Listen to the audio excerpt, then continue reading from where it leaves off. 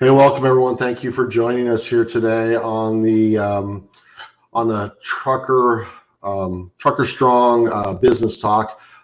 We're going to be getting into it today. We got a great guest, someone that I've had a couple shows on his side from a show that he hosts. But first, want to start out and want to make sure I pop this up here, right? There we go. Want to thank Freightway for their sponsorship here. We're excited about the technology they're developing that allows all carriers, owner-operators, fleet managers to optimize their operations. Now, if you're not familiar with them, what they're doing is they're developing a carrier optimization suite that will make it easier to keep trucks moving. It will include pricing tools that use AI and machine learning to tell you the best range to use when you're bidding, and gives you dispatching, back office, compliance, and KPIs to track your business performance, and a bunch of other things I can't release here publicly. So we want to thank them for sponsoring us here today. And then let's just jump right into it here for a little bit. Let's talk to, I'm going to break it up here. We are going to have live with us here today, Craig Bliss. Now, Craig's the logistics consultant, and he's the creator of the Facebook networking group called Freight Brokers and Truck Drivers that's sponsored by truckstop.com. Using his 10 years of experience working at large shippers, mega brokerages, and family-operated carriers, he helps truckers maximize their potential to make more money. And he has a show that he puts on every week called Make More Money. And let's see, we're looking here. He has over, if you can see, let me get my mouse there where you can see it on the screen. If you see my mouse, over 20,000 members in his group. So let's go ahead and bring Craig into this. Welcome, Craig. Thanks for joining us here today. Hey, what's going on, Bill? I appreciate that introduction there, and the shout out of my group there, Freight Brokers and Truck Drivers. It's nice to actually be a guest on your show for once, since you've been a guest on mine a few times at least. Yeah, well, I really appreciate it because, one of the things that, you try to do and that, we try to do here as well is to educate people. For sure. From a business, we really don't spend any money effectively on marketing. We feel that, word of mouth, getting out there and spending the time and energy and money to build educational tools out there for people in the business is the best way to get out there. I agree. So, and want to kind of shout out as we're starting to see the viewership climb up here. We're going to Facebook, we're going to YouTube as far as live, and we were talking before. My LinkedIn didn't quite jam in there yet. So if you see us talking about something, you're not going to necessarily see. If someone comments on YouTube, you're not going to see the comment on Facebook. So what we'll do is we'll try to pop it up on screen so you know what we're talking about as we're bringing comments. But we highly encourage you guys to ask questions. I think you'll find Craig extremely knowledgeable. So. And we got you in the group as well. I got it on a watch party in a Freight Brokers and Truck Drivers group, so we're good to go. Nice. Appreciate that. I didn't realize that. You were just telling me about that as far as the watch parties. I didn't know you could do that with a live. I thought that was just kind of an after the fact. So yeah, it's awesome. Definitely gonna have to do that. So let's get started here. One of the things, and we just can't avoid it here right now. Okay, so we're in this global pandemic. We've had 40% freight drop off as far as here in the USA. We're seeing in 2019 that there was more capacity than the market needed. So, perfect storm going on here. And we're seeing I would say a pretty big divide as far as in freight rates between the haves and the have-nots. Right. And a lot of the have-nots are pretty frustrated with what's going on out there. And I'm sure you see it in your group. I see it in our group as well as other groups. Just want to get your take and how you talk to people about that. Yeah, I mean, like I always say on my show, what's going on here in this industry is absolutely no secret to anybody. But what's pretty interesting, I think, is as you were mentioning, the divide here, as how divided the truckers or the freight brokers are against, truckers and other carriers right now. And a lot of it, we talked about 2019, the oversupply of 2019. But to be honest, I think a lot of the negativity stems on the broker side, at least, from 2018. because some people forget in 2018, rates, to a broker, it cost a broker a lot to source capacity during that time. And so once 2019 hit, when carriers were not making that much money anymore as they were in 2018, that's when the problems actually started. And so the issues that we started getting in 2020, even before the start of this global pandemic, the issues were already there.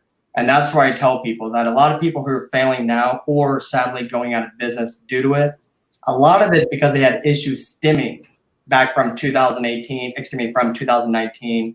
which was which was due to the fact of the overabundance year of 2018, if you will.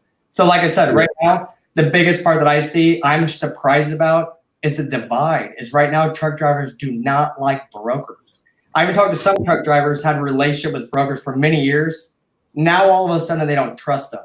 That I don't agree with too much, but I definitely understand and feel for the frustration of these truck drivers who feel a certain way, against, freight brokers, if you will.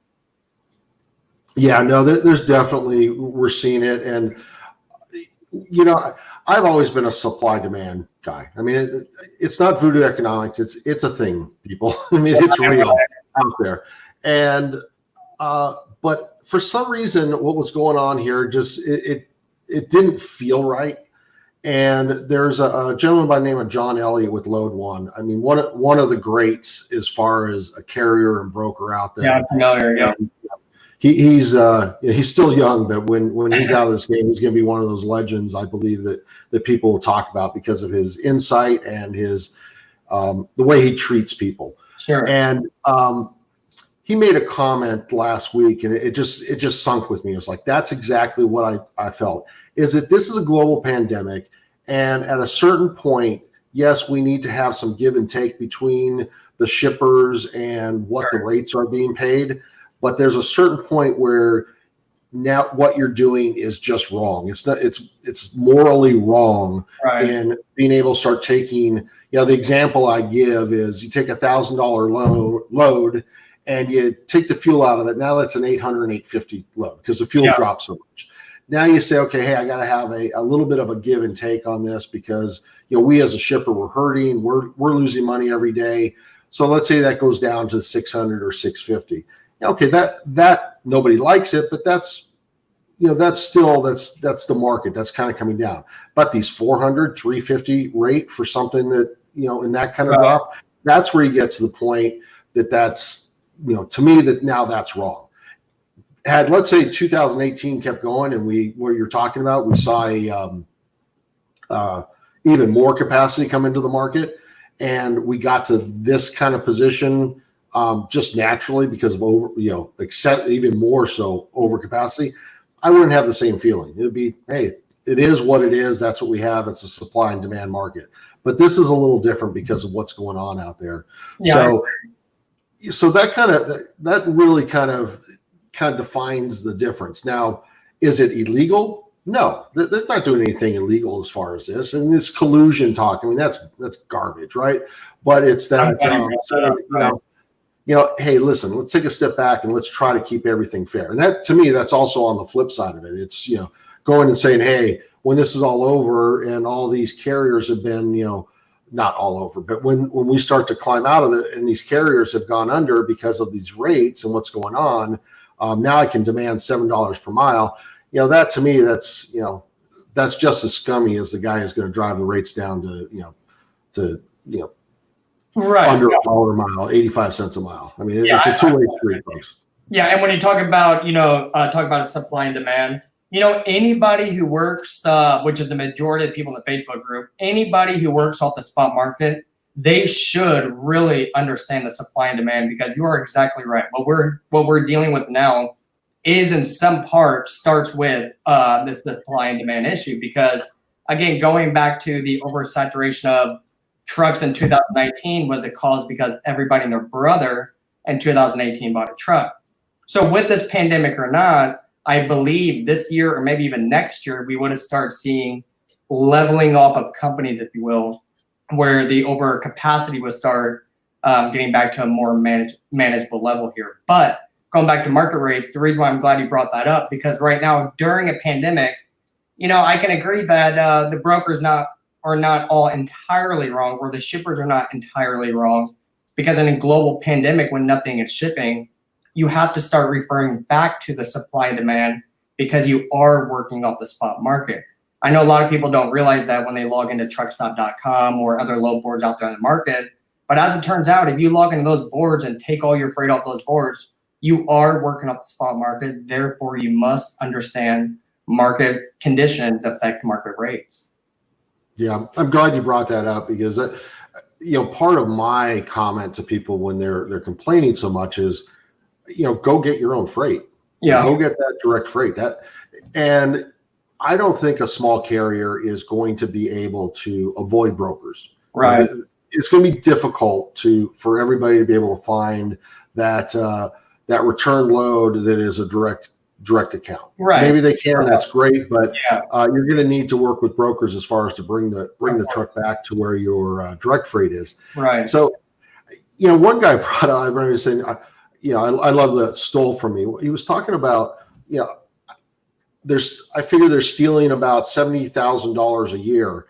And the question came up is, when is it, whether that's right or wrong, right, but in your mind, you think that this much money is being left on the table. When do you say, hey, that's painful enough that this hard job of going out and finding freight is, that's enough money that makes me want to actually do that work? Right. What do you see that as far as, anybody that you've talked to in your groups that have direct accounts, and what drove them to do it other than, they just know they need to? So a great example of that, well, of course, the end goal is always direct shipper freight. But I always say, there are some good brokers in between there that work like shippers sometimes. But a great example would be a guy named Corey. He's a member of our group. He has a trucking company down in Louisiana, as well as a freight agency division of his trucking company. And when he started that freight agency, that was his goal. If he was going out to find shippers himself for his freight agency, he was going to do the same thing for his trucks. And one thing that he mentioned not too long ago was his direct shippers bring him away from home. His brokers and load boards bring him back to home. And exactly what you said, take freight that, use the load board freight to bring you right back to your direct shippers. Because if you do it that way, well, if you get low rates on a load board, it's almost expected.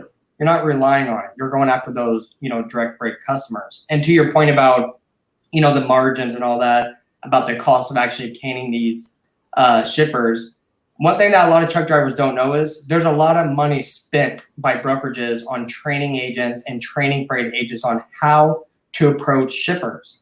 I mean, if a good sales rep at a brokerage is easy, $100,000 a year salary, plus the ping pong table, of course, just to go out and close deals on shippers, because it's not as easy as everybody, thinks it is. Now, that being said, I don't agree brokers should take 65% of the line haul or their margin, which is, a little bit different than profit, or really different than profit.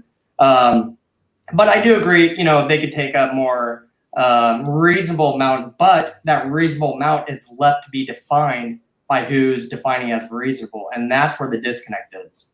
Because if it takes more than 1% of the load, people get angry. But it costs, it costs to do it. Well, it's interesting. And we, you have, definitely great comment, Lauren. Can't forget the free beer. Every Friday, Lauren, if you worked at a mega brokerage in Chicago, you know exactly what I'm talking about. And you know what? Friday. Coyote had that top floor up there, so. Same. The other mega near Coyote there in downtown Chicago, same thing. It's you close a blind on Friday, you start drinking, it's what you do. That's exactly what they do. But that's with people who can close freight because it's challenging, so they try to throw perks. I'm not justifying it one way or another, so please don't take me there. I'm just merely telling you how it is, really. Hey, let's say it's not just about the freight brokers, because at F2F we always had Fireball Fridays. So, there's someone that's commenting that was the instigator of that every week, dropping the shots of Fireball on everybody's desk as they go through. But I'm drunk, so people want to talk about the the volume or as far as where the margins are. And the best way to get a dose of reality is go look at the filings of publicly traded brokerages. Yeah. And like C.H. Robinson, their margin has never really been much above 15%, Right. but their profit margin, that's the one you really look at, down at the, 3%, 2% level. So you want to talk about what it costs to operate a brokerage. That's where you get that, you're looking at that. If they were not at 15%, if they're down at the 10% that people want to talk about, right.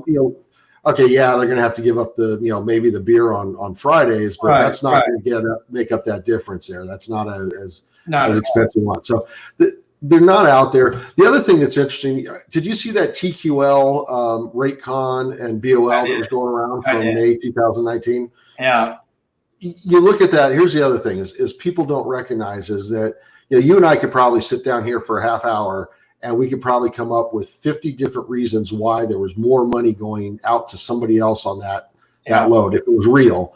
But if there's more money going out on that load, then it's just going straight to the broker. Yeah, exactly, Stephen. Hey, thanks for showing up, man. Appreciate you being here. Stephen Oley, I see him popping up there. One thing that he always mentions, talking about the high volume brokerages, if you will, or the bigger guys like CH, Coyote, whomever. Like Stephen Oley does, in his brokerage, it's all about the volume. That's how I work, when I was an agent. It's low margin, high volume, because that's the goal. That being said, I find it humorous in a way when I see truck drivers post in my group, Freight Brokers and Truck Drivers, they say brokers should get about $50 per load. I can guarantee one thing. I will not answer this phone at 2 a.m. on a load for $50. The driver's not going to get support from me for $50. And it's not being mean. I have only $50 in the load. Right.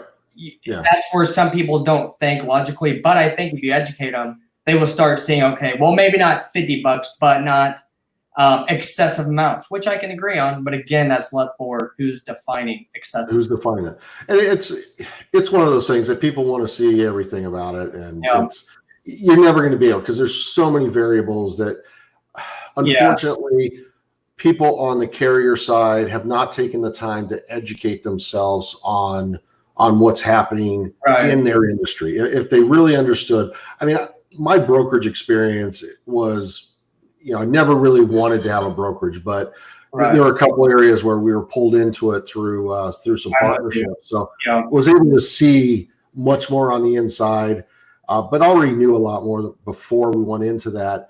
And, take a guy who's moving freight out of Florida for a non-produce shipper that wants to, and the shipper says, hey, I just want one rate. I don't want this, spike during produce. So, they're gonna lose their shirt during produce season on those loads if you just look at it on a load-to-load basis. But they've got to get 25, 30% margin the rest of the year in order to just break, to make a decent margin across the board. But of course, a truck driver is going to see that rate in January, and automatically they're being, there's money's being stolen. They don't understand. Right. And now going back to talk about the profit margin there, kind of keeping it simple there. On a $1,000 load, 10%, let's say around $100. What a lot of people don't realize in a brokerage, you do have a cost per load basis, and a lot of that is about $100, depending on if you're moving van, flatbed. And that $100 for the cost of moving load is all your expenses wrapped up in your shipments. So if you're only making 10% or $100 on a load, you're breaking even. You're not even breaking even. You're just right at cost of what it's costing a broker to move that load. So realistically, 10% in a lot of cases is not enough. And like you were saying, CH does 15%. My target market as a broker, working in brokerages for about 10 years, has always been 15%. That's just what it was. The largest brokerage I worked at, they were 17%, where you must hit a minimum 17. Everywhere else is 15%. When you're talking about loads up in the $5,000, $6,000 range, oversized, that specialized stuff, it was closer to 5 or 6%. And so that's what people don't, realize. They think if brokers are getting 65% across the board. I have never seen it. Maybe you have. I have never in my career seen proof of it or heard from other broker friends or nothing. Yeah. Hey, Gary, how are you doing? Good to see you. Thanks for showing up. Yeah, no, I haven't seen it. I have a good friend that owns a pretty decent size agency brokerage. Used to own it, then he sold his piece of that. So he deals mostly in reefer, and sometimes it comes in the weekend where there's some McDonald's and places like that. He has a deal, and he goes in when he meets with his clients. He opens his books up and says, "Hey, you know what? It's 18% is the max I'm going to charge you as far as what we're going to see as far as on this margin." Now here's the interesting part, which people don't understand. So at his 18%, he's covering all his costs on that, his office staff, everything that goes with that. Sure. And then on top of that, when he breaks it down before he takes all the other expenses, if he just takes his loads and he looks at what he paid out and what his margin was, it's always below 15%. It's usually anywhere from 13 to 14%. And the reason is when he says, "Hey, I got a truck at X," and he puts his 18% on top of it. When the truck falls off and he's got to recover, he's not going back and saying, "Hey, this truck fell off and now I had to get an extra 1,000 to get somebody covered." No, he has to eat that, and that's the expectation that the shippers have with the brokers out there. So so that's why a lot of these guys are looking at that, and they don't understand that there's there are two numbers from 2015 that the CFO of Coyote shared with me. One was it cost them over $70 per load to move. That's just there we go. Right off the bat. If they didn't make $70, they were losing money. The other one is they were happy if they got their loads that they moved. If they were sitting down at under 20% at 15% of loads they moved that they lost money on, that was actually a good month. 15% of the loads they lost money on. I mean, that's just the nature of the business. It is because, kind of that's getting too into the nitty gritty of numbers. So I'm not going to get into it. But let's say a brokerage, as you mentioned, loses $100 on one load. What people don't realize, you can't just raise a margin on the next to instantly make up that money. You have to raise a margin on multiple loads to make up that money, or for the brokerage to make up that money to, again, maintain his margin back at that 15%, whatever it is. But one thing that I kind of like about that agency there, it sounds like they provide more transparency to their customers by saying, a flat 18% margin there. And now, in the beginning, I'm not sure how I felt about that, but now as I see it, I kind of like the transparency model, if you will. I don't think it's going to help shipping rates by any means or increase them. No. But I do like kind of like the real estate industry. Everybody knows how much everybody's getting paid in that transaction. No one gets paid any more because they know it. They don't get paid any less because they know it. But everybody knows it. And so in some ways, more ways than one, I actually kind of enjoy the transparency model in the trucking industry. If we will ever get there, I don't know. But we'll see. Here's my challenge on that. If all parties were understanding of what it takes. Yeah. Okay. But how many times do you carriers say, "I do all the work, I have all the liability, I should get most of my," and they realistically unless somebody's gouging them, they are getting most of the money. Go start prospecting. Tell me you do the hard work, because that is the hard work. If it wasn't the hard work, every single owner operator out there would be knocking on doors and making phone calls and finding their own freight. Yeah, if you're a small fleet or owner operator, you guys would be non-existent if no resources for that. Right. I mean, think about this. What you coming from mega brokerage, you come out of college, you get hired, from this mega brokerage, go through the training. How many calls, if you're on the shipper side, you're out there to try to find freight, how many calls a day are they expecting you to make? 100 before you can leave. That's when I was an intern at TSG. They're now called Redwood. 100. Yeah. And how they track you, because they have a 55-inch TV on the damn wall with everybody's names on it, and it says how many calls you did, inbound, outbound calls, how many notes you did. Hated that job, but it was tough. I was 18, had to pay to, I was paid to learn, so I'm grateful for it. But 100 calls a day for an intern, and that's because shippers don't answer. If they do, it's, you know, it's rough. And that's why I you know, sympathize with drivers and why I give so many tips about going direct to shipper, because I've done the damn thing, you know, on the shipper side. When I had sprinters, I had to do it all over again on the, you know, being on the bottom.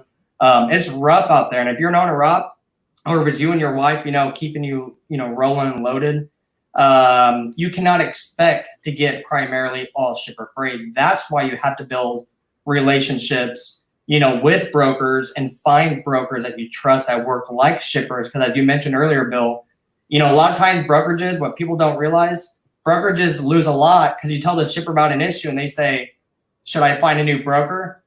Of course not. You're going to pay for it, swallow it, and keep going. But it costs.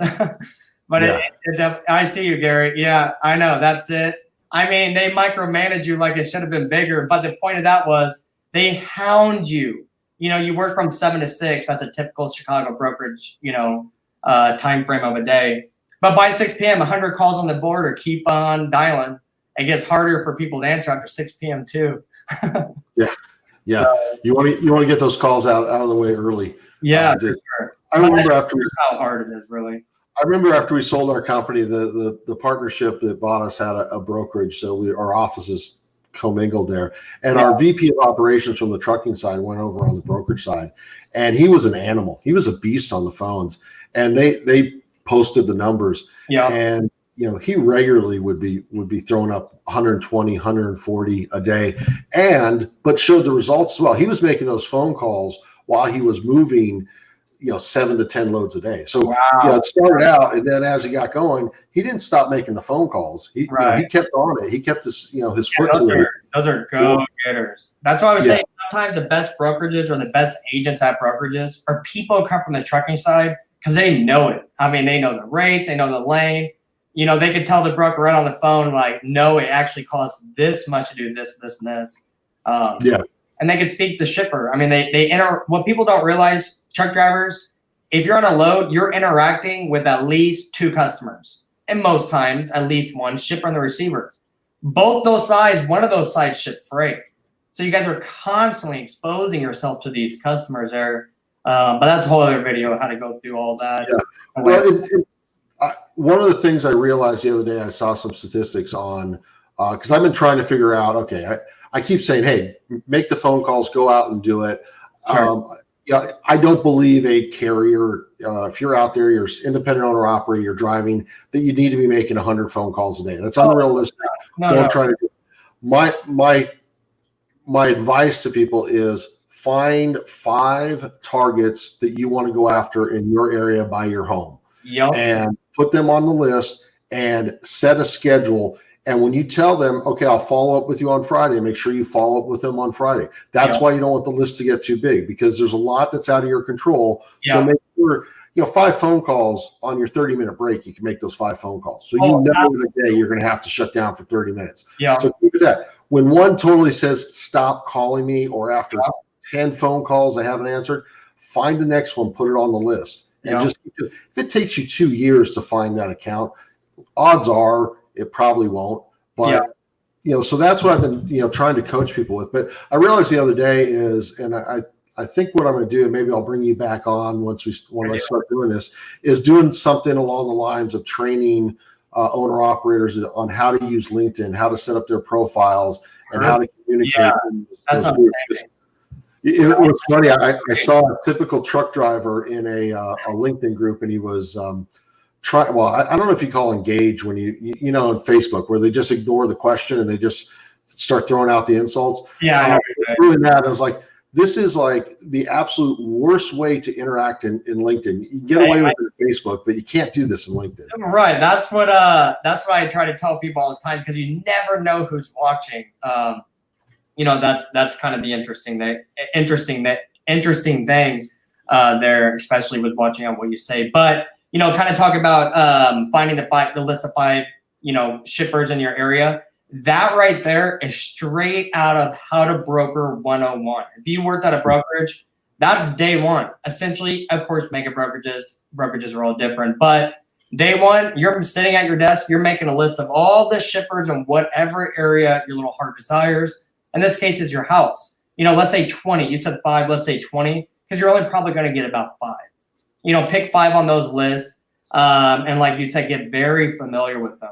Start scoping them out, start researching them, start setting up meetings. But in the broker world, I'm sure it's the same in a lot of sales roles. It's 3 calls. You have to get 3 no's before you essentially get taken off the list, or 3 quick call-ins. That third one, it's time to really get them off the list. But persistence is key. And as you just said, Bill, on your 30-minute break, if you give old Susie at the toilet paper company down the road, give her a call once a week just to check in. Eventually, Susie's going to give you something. Maybe not right away, but eventually.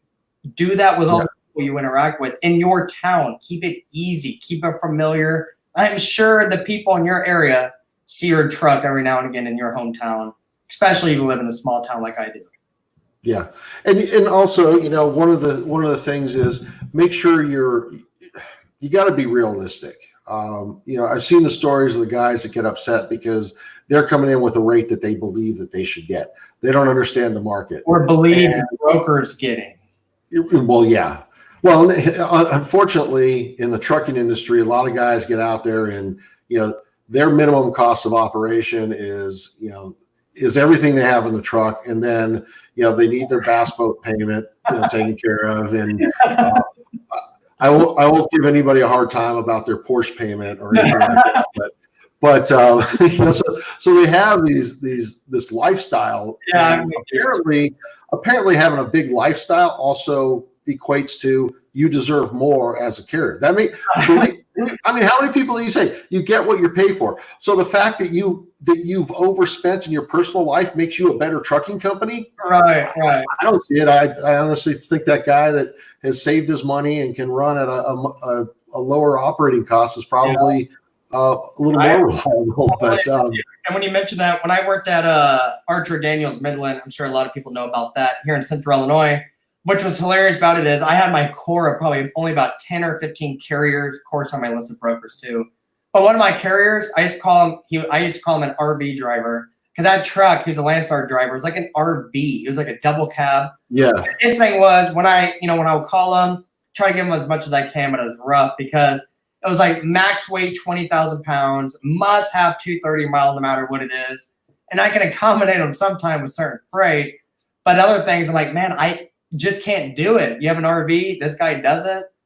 I have to go with more realistic. So I'm with you where some people do try to, finance their lavish lifestyle and the rate per mile that they need, when in actuality, they probably don't need that much. But if they had a Porsche, they probably have to have a higher rate per mile. But speaking of nice cars, people talk a lot about brokers. I have never met a broker with a Ferrari in Chicago. Did you hear about that truck driver who ran over his Ferrari? Yeah. Tell me how a trucking company owner with less than 100 trucks has a $250,000 car, but no one's talking about that. Well, you know what? There are plenty of guys that would probably, if you got into that. But that's true. They definitely got some money out there. A trucking company don't have money, but I support it both ways. Yeah. Talking about direct freight, and you brought ADM up. My first direct account was in Mansfield. Now it's an Anderson property. That little elevator there. I was hauling food grade corn from there to Atlanta. I had a direct run, and that was my here's it. So she was using a broker. Okay. She knew her from high school, and I saw that. Okay, I know Mansfield. You know Mansfield. There's there's pretty much 2 places that could be shipping anything there, right? You got the green elevator, and you got the company that fixes damaged corn. So I saw this load. I'm like, okay, let's I'll call this broker. And it's a little over 600 miles. He wanted $800. This is back in 2012. In 2012, that was a ridiculously low rate. Yeah. And I said 1,100, and which I shouldn't even offer him that. But no, he couldn't do it. He didn't have that much in it. So I figured, you know what? I'm home. Hop in the car. drive out to Mansfield, drive up, say, hey, do you have a load that you try to send down to Atlanta? And she was like, yeah. I said, well, I'm here, here's where the farm is here, kind of did the local type of, and she says, well, I got it once a month. She says, I usually use a broker, but I pay him $1,800. I'm like, I said, well, he just offered me $800. Yeah. And I told him, and I said, I could do it for $1,100, and I regretted that. He says he just called me back and said he needed about $2,100 to move that load. She said, you want it for $1,800? It's yours. Done. I got 4 of them next week. No, she only shipped like 1 every 3 weeks, but she gave you like 10 days notice. Wow. And if I delivered anything by a Thursday and I emailed over the rate confirmation, because it was so close, the check was usually at the house by Friday. You cannot beat that. That's than a quick pay of a factoring company. Look at that. Yeah. So, to be able to, get almost $3 a mile, and then there was lots of other business. And then obviously Anderson bought them. And even with the relationships I had there, it was difficult to work with them. But that's, your town, you see the freight that's going. I mean, I had one right inside my town. I could never get it away from the broker, but because I knew the people in town, they would call me up and say, hey, we're going to have this load. And the broker knew that, I was going to tell them what the rates were. So I wasn't getting, I don't mind that he's doing his job. But I could park the truck there Friday night, pick it, or drop the trailer Friday night. They'd call me Monday morning and saying, hey, trailer's loaded, come pick it up. So I mean, you may not get away from brokers sometimes, but you can develop relationships to where you can get preferential treatment, and you can make a decent living with even with brokered freight. So some of these shippers, people have to remind themselves, a lot of these shippers, especially when you talk about a billion-dollar company such as ADM, Archer Daniels Midland, they have multiple logistics and trucking companies within their divisions. That's how it works. And so, that's why I say sometimes getting in with a broker is just as good, if not better, than going direct to shippers. So do not get discouraged if you don't get, the relationship directly with the shipper. And one more thing about that, your local customers. One example here, I live in a town with like 8,000 people and some change. The closest biggest town has maybe 100,000. Bill knows all about that. But the town where ADM is, in the agricultural world, you have the ABCs. You have, ADM, Bunge, Cargill, Devont, whatever that is. So I guess ABCD. If you work with one, most likely you can haul for another because they're doing all about the same thing. And so, if you're hauling for ADM, you can call Bunge, you can call Tate and Lyle. They do a lot of the same commodities. And if you're a preferred vendor for one, you can definitely get set up as a preferred vendor as the other one. It just takes time, as you said. Drive up there. Tate and Lyle has a zillion plants. Drive up there, introduce yourself. It's the same deal. If you work with one agriculturing plant, go to their competitor. Same thing in turf. I love turf. That's, when I was in Phoenix, whole bunch of turf in, Phoenix. The moment I got a turf place, what did I do? Went right next door. Hey, I'm hauling, all the turf for Becky and, Turf's Unlimited. What do you guys have? Well, they need this stuff. Do you guys need that too? Boom. All of a sudden, you're recognized as being knowledgeable in what they ship. And that's exactly what you want to be. Yeah, absolutely. Absolutely.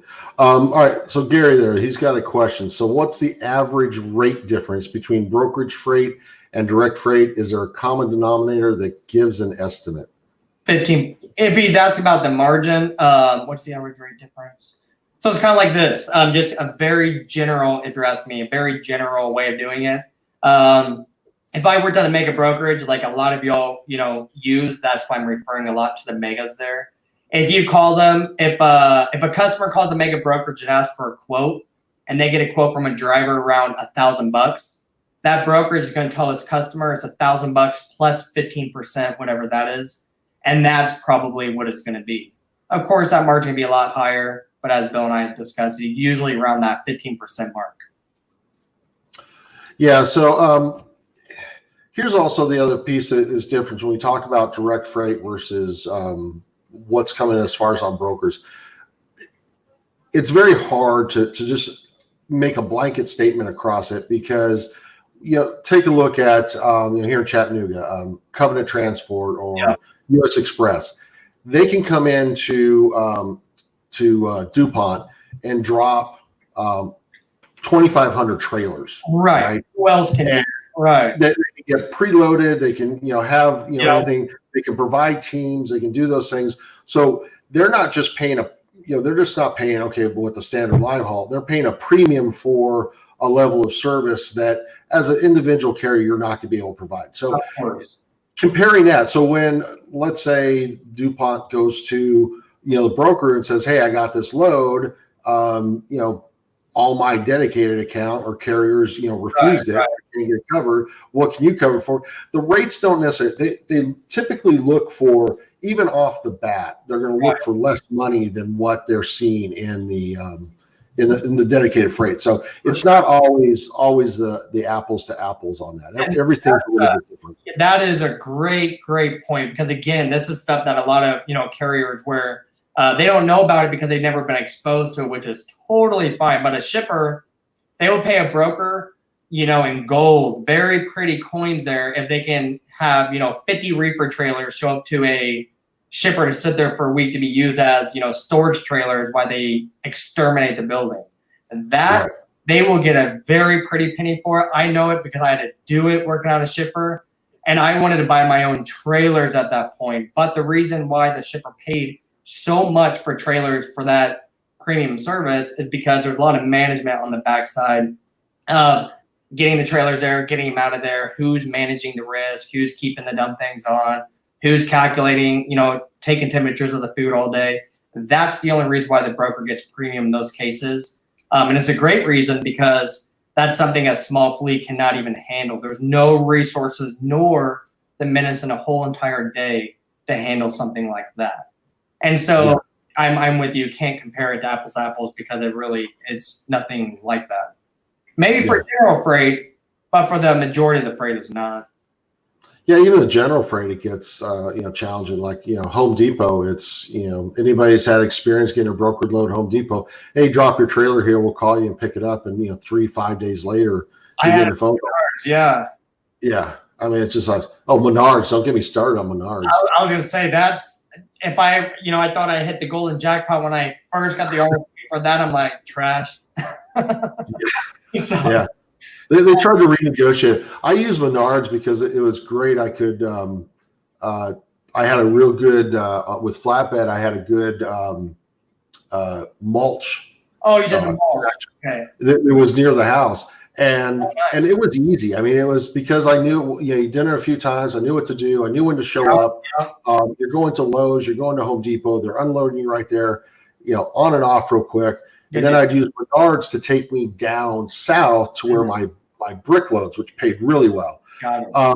Menards actually called me up and said, hey, we'd like to, pay you 50. This is after load's done. We'd like to pay you, give you cash for 50% cash, and then the rest of it on a Menards gift card. I was like, are you kidding me? I have tough enough time getting you to pay a bill. You keep changing rules on what you want, and now you're telling me to be a gift card. Yeah, thank you. Yeah, no, thank you. They're an interesting organization. Yeah, they are. Yeah, they are. As we're winding down here, I want to talk to you a little bit about your sponsor and what they've got going on with Freightways. And I want to drop something up here. This is the Freightways 6.0 that came out. This is their what they call signals. And what this is doing here, what we're seeing here is we have Los Angeles to Seattle. And basically, if you're below 50, you're saying it's a shipper market. You're above 50, you're getting into the carrier market. So this is what I really like about this tool is it's giving you the ability to actually plug in a city pair. So let me do this. Let me change this around here. Let me do Chattanooga, Tennessee, and probably it's going to be Champaign, Illinois, right? Let's see what we got here. I don't have my glasses on, so. And right there. All right. So it's going to pop up. So basically, both markets are about neutral. They're slightly below that. That's what I thought, to be completely honest. Yeah, not too bad. I mean, so why I like this is, let's face it, back when I started the, book your own freight, debacle type of thing. People cursed me for starting that trend. Yeah. There was enough information out there, and there was enough parity with brokers to develop relationships that you could actually beat the contract rate markets consistently. And we did it. We showed the numbers. We did really well with that. I believe now it's harder and harder to do that because, number one, brokers don't have the dedicated freight that they used to have. Right. But, exactly. They're on the spot market. Yeah, that's flipped. I mean, what was it? First half 2019, C.H. Robinson came out, said they only moved 35% of their loads were contracted freight, and that's normally 70%. And Freightways started calling them, they did a big push, acknowledging how shippers are not accepting the paper rates, if you will, or the paper contracts, because they're throwing everything on the spot market, essentially. Yeah. So in the spot. Yeah. So when you have that, when that broker doesn't have that load, consistently, it makes it harder and harder to do that. Now, part of the challenge is, I believe 2018 did serious damage to the small carrier market. Yep. Is it woke the sleeping giant. It woke the shipper up to say, you know what, I cannot allow this to take place and let this out of control. And that's why I believe you saw that flip, because you have more of these companies working with technology that makes it easy for them to say, okay, you know what, I got five approved brokers. Here's a load that's coming out. Tenders are rejected from the contract side.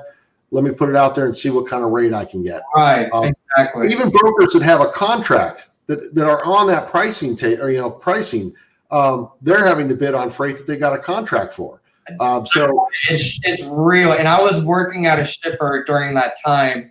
I don't talk much, I talk about that much, but I'm going to be honest. We were not the only shipper huddling with other shippers, figuring out how to combat the $5 per mile freight out of Atlanta in some cases on non-produce crap. It was horrible. Yeah. And so it's, at that time, people did talk about how to better combat that, because a large part of 2018, I could pull up old emails from, pricing managers, different bosses, whatever, saying pay it. And then towards the end of 2018, it was hold the freight on the dock. And because they weren't, dealing with it there. I see a comment there. Yeah, no. Let's see, try to read that. So larger companies kind of mess up the market share value based on availability of trucks and docks. I guess that's one way to look at it, Gary. I don't necessarily say they mess it up. It's a different market. Yeah. Does Nordstrom's mess up the market for Walmart and vice versa? No. So I think sometimes you have to just take a look and you have to say, hey, what am I going after? As far as from the market standpoint, right, with that. So, but the reason I wanted to pull this up and I wanted to show the signals, and so everybody knows, is we are working on, we have the API from Freightways. So we're going out. We should hopefully, I'm not sure how long it'll take the programmers to do it. We're redoing our whole website and everything, and we're going to have the ability where you will be able to go in and punch in the city pairs. So if, let's say you're in Chattanooga and you're trying to decide, okay, I'm in Chattanooga, I got a load to Champaign and I've got a load to, let's say, Detroit. You can make which one's it going to, so right now you're going to say, Champaign's going to have a little more, it's going to be a little more in the favor of the shipper or of the carrier than something going to Detroit. So it gives you a little bit of intelligence. So we're going to have that as far as on our site, but I wanted to bring you on, Craig, to talk about because this kind of came out at the same time as we're looking at as far as the the partnership. Let's get to a little larger there. We don't need that. There we go. Partnership with truckstop.com and Freightways, and maybe tell us a little bit about what's going on there.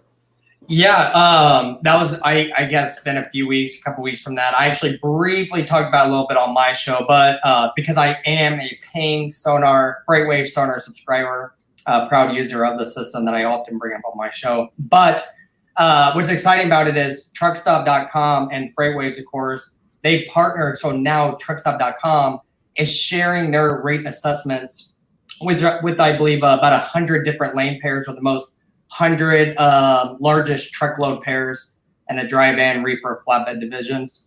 So now Sonar users can actually see rates, truck stop rates right in Sonar. And the significance of that is, as we all know, truckstop.com has billions of past transaction, different data points that you can now see right inside Freightways. So the reason why I like it, of course, because more data that you can power yourself with will strengthen up your negotiations. And I wrote down a few lanes. It's the 100 most, largest truckload lanes. So you're looking at like Atlanta to Baltimore, Atlanta to Miami, Philly to Atlanta, Louis to Chicago. And that's for dry van, flatbed, and reefer equipment. So like I said, it's exciting stuff because you get to see more data, a clearer picture. And like I said, you're talking about billions of data points, billions of past transactions with brokers, shippers, and carriers. That gets that rate per mile assessment on the Sonar. Absolutely.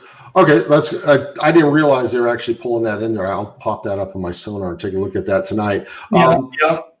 Kenny Long, great comment, Kenny. Yes, trucking is cheap, logistics is expensive out there. Thanks for joining us, Kenny, and your contribution there. Kenny and I had a brief conversation online in a thread where we're talking about data, the rates that get posted in there in terms of loads boards. The challenge right now, I think, as far as with that, is that the accuracy of some of the rates that you see within the load boards. Right. Like I know PAT, they take the top 25 percent and take the bottom 25%. That's not a statistically valid method. I know why they do it. They don't want these outliers. Yeah. But when we take the raw data, when I say we, FreightWeb, when we take the raw data, we get different numbers. Now we're also they're pulling in a lot of data from many different sources and using artificial intelligence and machine learning and lots of stuff that really smart people understand that I don't to do that. But to that point is the leveling of the playing field for the small guy. Mm-hmm. So there's two things to level the playing field. Number one is there's going to be more and more companies like FreightWeb that are going to come out with data to help them, like truckstop.com. Right. Truckstop.com giving lots of good data to help the small guy. The other thing is to understand the difference between that's a rate and that's a data point to stick in the back of your head and to think about later, right? Yeah. And that's the thing is the data doesn't necessarily, like what I was showing there. That's not, this isn't to say, oh, gee, this is exactly what I need to do. No, it's a piece of information that you want to take a look at to help you make decisions on what to do, right? Exactly. I'm glad you brought that up. A lot of people say, because Freightways Sonar, as you know, you're very familiar with it, it's pricey in terms of, some people's budget, let's say. I had people ask me, especially owner-op small fleets, they say, Craig, if I start using this system, can I expect an increase of rates? And the answer is yes and no. It's really how you use the data, but definitely no if you think that reading the data will suddenly increase your rates. It's you have to know how to use it. You have to know how to navigate it with it, and kind of going back to the data points, even within Freightwebs that you have, and then the truckstop.com teaming up with Freightways. I think this is just the start, because I believe either Craig Spiller at Freightways or Brent over at truckstop.com put it something like marketplaces like truckstop.com, empowered with fast data and market insights, will become more critical in the future, because no more than just a load board. It's a load board plus all these tools and features for the little guy to help combat against these megas, or at least that's what I like to use them for. Right. Yeah. Yeah. Hey, Kevin, I appreciate your comments. I think I don't know that I 100% agree with that. And that comment, I think, with what we're talking about here is poignant. The small carrier who decides that they want to be educated and they want to look at the various markets gives themselves a massive edge. Remember, and I wish I had a way to draw something out here to show you. Remember, when we talk about averages, so if you've got 100 different loads we're taking a look at, and let's just use $1.50. Sure. So $1.50 is the average on that. So we're talking there's loads below it, but there's a lot of loads. And typically when you look at standard deviation, some of these other statistical things, there's typically going to be more loads above the average, above the mean than below. So, but even still, 50% of the loads, if they're above it, you can get a better rate. And the way somebody gets better rates is knowing the information and being able to say, okay, you know what, I see here that, this was always in this place, or let's say you're looking at a lane and it was at 30, or the, various, just all these different data points. You have to constantly be watching, even when you're, the best people I know booking freight for themselves, even when they weren't running, they were looking at the load boards to see what was going on, right? Yeah. To draw on that as well is where, people ask you about Sonar, am I going to make more money? The one thing I like to tell people is there's different mindsets with the people who use Sonar heavily and what they use it for versus somebody who's looking at, my air quotes here, the rate, right? They're looking at it from a profitability standpoint, because in their mind, asset utilization is far, far, far more important than the rate. The rate is just like anything else. It's like, use the rate just like you'd use load to truck ratio, just like you'd use those, the signals gauges. All those things kind of give you a piece to make a decision on what to offer and where you're going. But what Sonar brings in is the ability to know that when your truck gets to a certain point, your odds of getting another load to get out of there are going to be good. And if you use your assets more efficiently, odds are you're going to be more profitable. And that's how you can make more money, by using that data. You have to understand it. It's not, I'm going to admit to it. And I even laughed with, I can't even think of his name. The guy that you introduced me over at Reed over at Freightways. I laughed with them afterward, because I'm like, man, I thought all I would do is log into this Freightways. It would tell me Atlanta's doing good, Chicago's doing bad, stay out of Maine.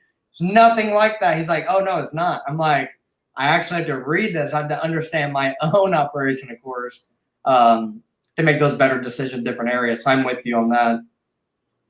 Yeah, definitely. So, hey, one thing, I'll let you, when I'm done here, comment on what Kevin has to say here. But just so you know, as far as a disclosure, but my son's the developer on the Sonar. So all the pretty stuff you see, he's the one that does that. Oh, good. And cursing and screaming when he when he's got deadlines and they want fonts changed or colors changed and things like that. So it's really, actually, I gotta say, proud dad moment. It's really great to take a look at something like this and to use it and to know how to use it and to say, yeah, my son, in part, that's definitely impressive, especially, in this industry where 5 years ago, Freightways wasn't around. No one could even imagine something like Sonar could be popular. And now words like truckstop.com teaming up with Freightways, it's changing this entire industry. I made a joke on a podcast I did with the Matt Silver, a Voyager not too long ago. Yeah, good guy. We set up his authority. Oh, did you really? Over there. He's one of our clients. Yeah, I made the joke that saying, back when I started in logistics, freight tech was macro point. If you had macro point, you're educating shippers on what the hell macro point was. and you're telling drivers how this tracking thing on your cell phone is going to do this or that. And now you have marketplaces being integrated with all this data points and technology. For the older veteran truck driver, let's say like my dad or people I compare to my dad, they won't understand it. But people like in my age group, a little bit older, they will understand it and definitely understand the power, in these, features and data to make more money by not getting stuck in certain areas of the country, or by purposely going to certain areas that they may not be too familiar about, but they have the data to show that that area is pretty good for their trucks there. Yeah, absolutely.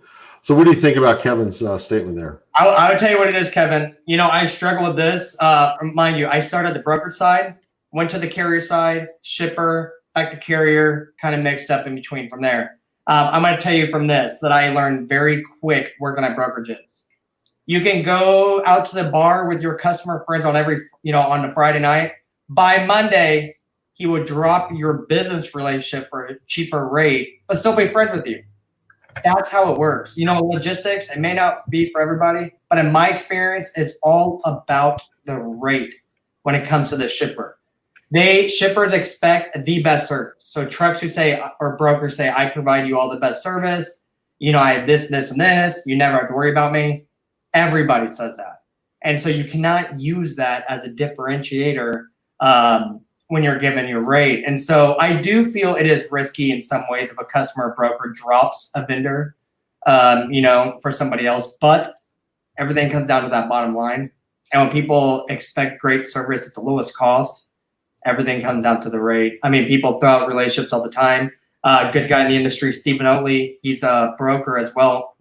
He mentioned that one of his big customers actually no longer uses him after all these years because they simply went to another agent with a cheaper rate. How about that? A guy you've been working with for so many years stopped using you for a cheaper rate. Is it risky? Depends who's buying or who's writing out the check every month. I can guarantee you they probably get a truck right now. So, what's interesting is relationship. So, I believe back in 2011, 2012, based on what happened with inventory levels. So coming into 2008, somebody might have 2 weeks of a certain product in the warehouse and on the shelves, right, as far as was going. Then consumer, just like now, well, now you can't find anything in the stores, it seems like. We have to order. Yeah, normally, yeah. We had to order yeast on Amazon. I heard that. Yeah. How about that? By the way, it showed up yesterday, so good deal. I'll send you some bread this weekend. But all of a sudden, those 2 weeks of inventory level went to 2 months. Yeah. And so they had this massive. I remember delivering transmissions in Detroit. It was a massive warehouse that had transmissions, and what the transmission manufacturer would do is just shuttle a trailer across the street, and we're talking football fields of transmissions piled 20 feet high, or stacked 20 feet high on racks. When they went bankrupt, that was a football field's worth of boat anchors. So now all of a sudden everybody started going of just in time. Yeah. And when you go to just in time and with manufacturing, you have slip ups, and now you have hot demand, expedite. You start having where you're paying. When you flip that around, when you start to see what's happening is the shippers are number one is they're coming back around to, okay, we need to have a little more inventory in place. And that digs into that expedite side. Right. The second thing is we need to have more control. 2014 made them start thinking about it. Technology really wasn't there yet. 2018, there was already a lot of Trans-Tech companies looking to, and I mean, you look at some of these companies and their valuations. Look at Project 44 and Forkites. Some of the things that they're doing, and there's lots of other companies out there. So it's really shifted, and it's difficult to think that a relationship is going to happen, because now what's happening is the decision on the freight spend is moved further away from the carrier, and the further away you get, your service and value you provide all of a sudden is just a number. It's one thing when you go to your boss, Craig, and you say, hey, this guy has been rock solid for me. He's worth paying this, little extra money. Yeah. Now it's not your boss. It's some computer that's telling you the rate. And that's why I preach like Joel Osteen on my Make More Money show about building relationships, because, as every year you just talked about, from 2011 to now, the advancement in technology in the trucking industry is insane. I'm a 90s baby. I grew up in technology, and I find it, very insane. So you must maintain these relationships, because as robots and, AI starts taking over these freight apps, you need to have an ally on the brokerage side or on the shipper side, a physical human being ally that you can call. And you only get that when you build relationships. I'm all for load boards. You guys hear me talk about them all the time. But I'm for relationships. That's where we're at. Yeah. Yeah. Now, Kenny, you're so wrong, but I'm hoping you would agree with me on this, is that it's still, even though you're constantly having to sell that service and that difference, because, whether it's a new person that comes in or the guy's trying to justify what you've done to his boss or his boss's boss, when they're looking at the financials, it's become harder and harder these days, I think, as more companies are going to more of a automated process to look for freight and to find the best value. And I know, at a shipper, it's, when we're looking at RFQs, RFPs, what have you, whatever they want to be defined as me, a decision maker at a shipper, when I'm going through the list, I'm not going through okay, this carrier, he's good. We're looking at price. So imagine technology, imagine the AI. There's going to be no filter. There's going to be no this or that formula, to rate your relationship with them. That's kind of how I look at it. So as he was saying, you can sell the technology, but there's more to it. Yeah. And I'll say this, as far as, I see a lot of Kenny's drivers that have done this, and I'm not sure to what extent that's Kenny's driving and doing, but the specialization comes in when you start offering, we start getting into the blanket wrap services, there's, everybody, everybody knows George Heck out there. The late George Heck used to say, what's a broker? But he moved. I met him for the first time. He was delivering a piece of art, or picking up a piece of artwork, a big sculpture, downtown Chattanooga. So it's getting into, it's finding different niches that you can get into that can also help you differentiate that. Yep. Niches make you riches. And that's what it is. I wasn't aware that Kenny Long, of course, I followed his career for the last 5 years or so. I wasn't aware that he did more of that specialized freight, because, no secret, I used to do a lot of easy peasy dry van general freight. I knew where the money was at in that specialized freight. Just as a broker, I didn't want to deal with it. But the truck drivers I see on Facebook who handle that more specialized freight, they're the ones who normally not complaining about the rates I see. Yeah. And I'm going to, for both you and Kenny, and a shout out to both the way you guys operate. When you guys take on a role, Kenny, 30,000 followers, you with 20,000, you take on you have a higher level of responsibility, especially in times like this, as far as is to lead. And Kenny's done a great job, and you do a great job with that, as far as to get out there and try to educate and try to help people understand as far as with the market and give them information. Unfortunately, there's a lot of people who just don't want to do that. Mm-hmm. And I bring that up because there are some out there that it's a meal ticket. And I'm not saying we're not all in business to make money. That's what we're here for. Sure. But you have an obligation, you have a moral obligation when, if you're making money off of the people who follow you, and they, it turns around and they are suffering, and you're in glee because you're going to profit later on when the market starts to turn around a little bit. When this market turns, it's not going to be because we got more freight than we had in 2018.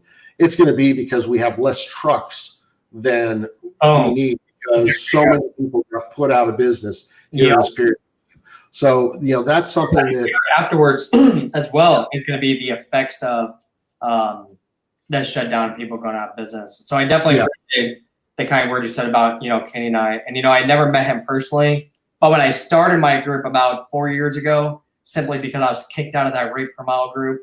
But when I made my group, I actually reached out to Kenny. I had probably like 500 people in my group. I'm like, hey, Kenny, can you tag my group to your group and vice versa? You know, we can do vice versa. Because I was watching him on YouTube before I was even, you know, into these freight groups as much as I am now. But I obviously still worked in the industry. I just wasn't on Facebook talking about it, you know, like I do now. So I do agree. I believe Facebook admins or, you know, I don't know what you call us, Facebook trucking people, however. I do believe there is a certain amount of responsibility in the industry to do what's right and to speak out against when other people in the industry are treated poorly by other people in the industry, potentially. I think if you have a platform such as this, or especially Kenny's group, which is much more than 30 people, 30,000 people in one of his groups alone, I think it's your obligation almost to help people when you can, or where you can fit in. I know I use my group to do just that, mainly helping the little guy and going after the big brokers, but I'm with you. I think there is a certain responsibility there. Yeah, and so it's great as far as what people are doing, and there's more. Cassandra Gaines, who's a transportation attorney. We have a couple mutual clients, and she has become huge on LinkedIn, especially. You start to see. Although I'm looking at, we've got over 2,500 people live right now. So nice. I don't know. Can you see the numbers on top there? No, I don't see Cassandra. I mean, Cassandra. I don't see the numbers. But one thing I want to mention about Cassandra, do you know why I like Cassandra Gaines? I only know, of course, from being a member of my group, Freight Broker Truck Drivers, but also LinkedIn. I like her because she says whatever is on her mind. And let me tell you, I have been fired from jobs here in logistics for saying what I want to say on Facebook. I mention that someday when I call that broker job. But I was fired for saying something on Facebook that they didn't like. But then you see old Cassandra, she opens up her camera and she goes at it. And I like that because there's certain ways to do it. You know, she does it the right way where it's all factual, no emotions. I really like that about her. So. Yeah. No, she's no holds bar. She's the becoming the Gary V of the logistics. A good way of putting it. Yeah, a good way of putting it. I'm trying to do a video with her, but she's a busy woman there, as you can imagine. Yeah, I mean, she's now at five shows a week. I don't know when she works. Honestly, I lived in well, actually, my house in Scottsdale was right across the street from Freightways. Not even exaggerating. That's what's crazy. Oh, really? So you were right over there by all the car dealerships? Yep, that's where I got my car, and then next to the Starbucks right there. But Cassandra's over there too, and she's that busy where she doesn't have the few minutes in between to jump on a video. But yeah, she's over there too, right next door to Freightways. Freightweb, not Freightways, but next door to Freightweb there. So good stuff. She's good people there. Yep. So actually, I want to toss this one up here. Let me tell you this, Gary, and we were saying this before the show in the green room, right? Yeah. We were talking about this. We help people as far as with authorities, and last month we did more authorities than we did in January, and we're on pace pretty close to beat last month's numbers. Now, that includes with a lot of people I talk out of it right now. But a vast majority of the people who are getting their authority, they have an account already. So they already know that they got the freight, at least for the meantime. Or they have a relationship. They're booking their own freight right now. They're in one of these 90-10 relationships with a broker paying all their own expenses. They're booking their freight right now. And they have a relationship, and they've already lined it up with the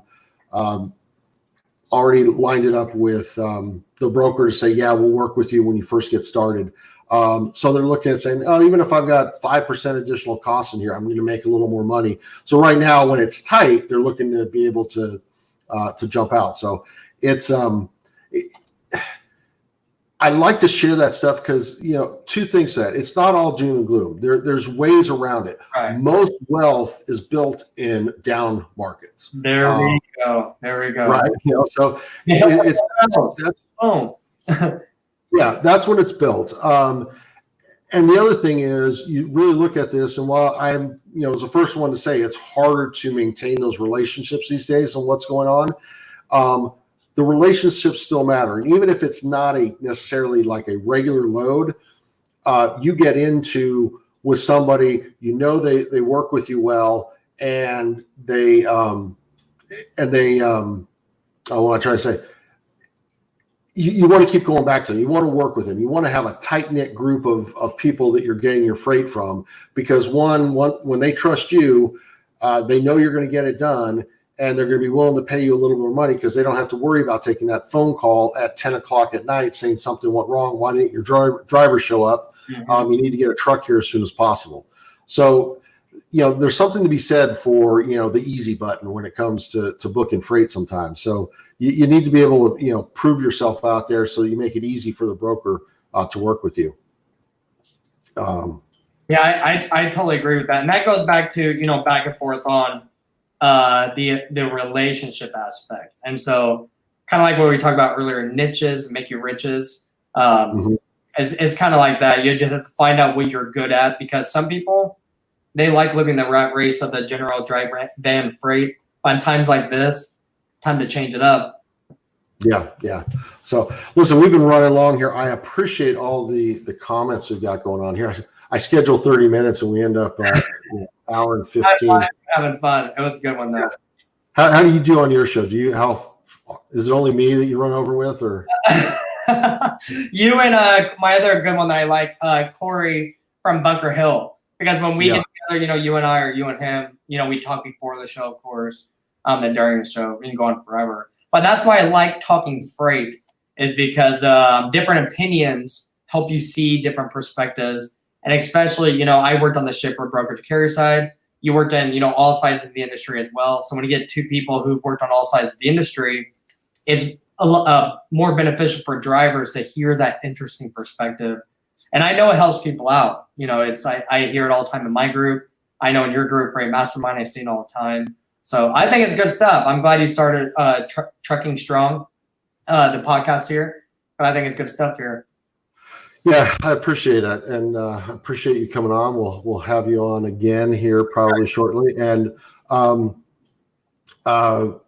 trying to think, Kenny, if you're still listening out there, I'd love to get you on, get some of your insights. Steven, I definitely want to get you on here. If you're still listening, get some of your insights. And we're going to also try to reach out to the Gov over on the LinkedIn side to see if he'll come on, because there's somebody that really understands, as far as, right now, what's going on, working as a broker and dealing with all the craziness that they have going on, trying to find freight and work with carriers. Good deal. Well, yeah, I definitely appreciate having me on the Trucking Strong podcast, Bill, and let's definitely do it again sometime. Yeah, so give a shout out. What are your groups and your websites and all the things you do? Yeah, people, all of my social media channels are on my website, craigbliss.com. But of course, you can search my group on Facebook. My group is called Freight Brokers and Truck Drivers. So click request and I'll get to it. But like I said, my website is craigbliss.com. You can see all my social media channels there as well. I think I'm... I see the comments there. Awesome. Yes, let me pop that up. I don't know. Pop that up there for people. I got to remember that. I mean, I got all sorts of ways that I can, throw stuff up here. I got to, get better at doing it. I love it. Get better at doing this at a time. So great. I appreciate that.